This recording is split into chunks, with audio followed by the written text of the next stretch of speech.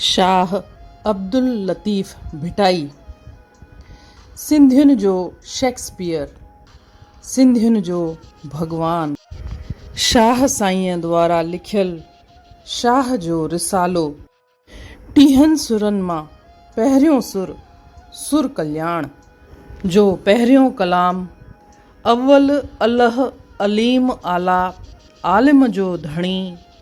क़ादिर पंहिंजी कुदरत से क़ाइम आहे क़दीम। वाली वाहिद वहदह, राज़िक रब रहीम। सो साराह सचो धणी, चई हमद हकीम।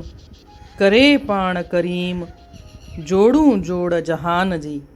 मां माया वसंदाणी हाणे तव्हांखे इन में हिकु हिकु लफ़्ज़ जो अर्थ ॿुधाईंदे हुए इन जो भावार्थ ॿुधाईंदीमांव ऐं उन खां पोइ हिंदीअ में करण वाणी तव्हांखे इन जी ॿी व्याख्या ॿुधाईंदो। मूंखे उमेदु आहे त तव्हांखे इन नमूने जी व्याख्या पसंदि ईंदी। पहिरियां ई मां तव्हांखे हिननि मां ॾुखियनि शब्दनि जी माना थी ॿुधायां। अवल माना पहिरियां ई, अल्लाह माना भॻवान, अलीम माना सर्वज्ञाता, आला माना सर्वश्रेष्ठ, आलम माना दुनिया, धणी माना मालिक, क़ादिर माना शक्तिशाली, क़ाइम यानी मौजूद, क़दीम मतिलबु आगाटे वक़्त खां, शुरूअ खां, वाली यानी मालिक, वहद हिकु, राज़िक जेको पालींदड़ आहे, ऐं रब ईश्वर भॻवान, रहीम जेको दयावान आहे, बाज़ारो आहे, साराह माना प्रशंसा, ऐं करीम यानी महर, ऐं जोड़ूं जोड़ जहान माना जंहिं संसार खे जोड़ियो आहे, जंहिं संसार जी रचना कई आहे। हाणे इन जो भावार्थ। पहिरियों नालो साईंअ जो, ईश्वर जो सभु कुझु ॼाणींदड़ आहे, सभ खां वॾो आहे ऐं सारे संसार जो मालिक आहे। हू सघारो आहे, शक्तिशाली आहे।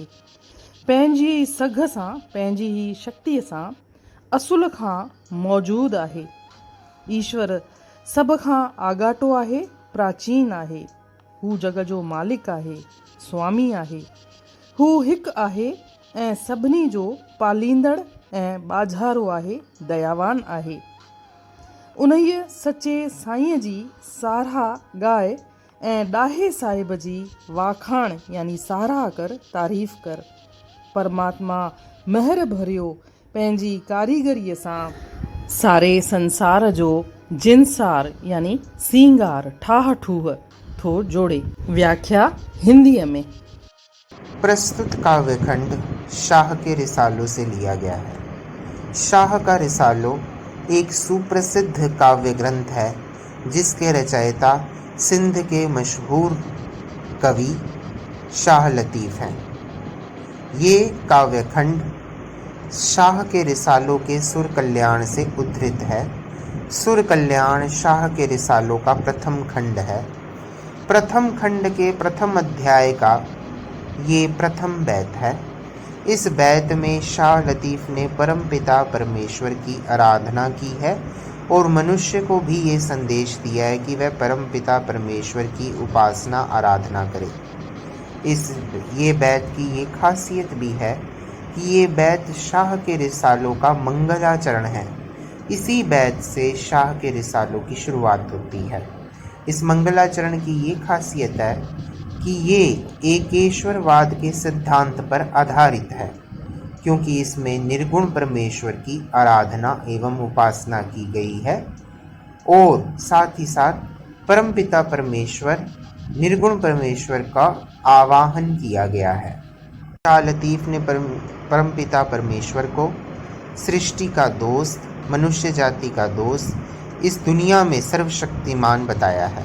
इस लिहाज से ये कहा जा सकता है कि ये बैत पूर्ण रूपेण एक सूफी विचारधारा को प्रस्तुत करता है।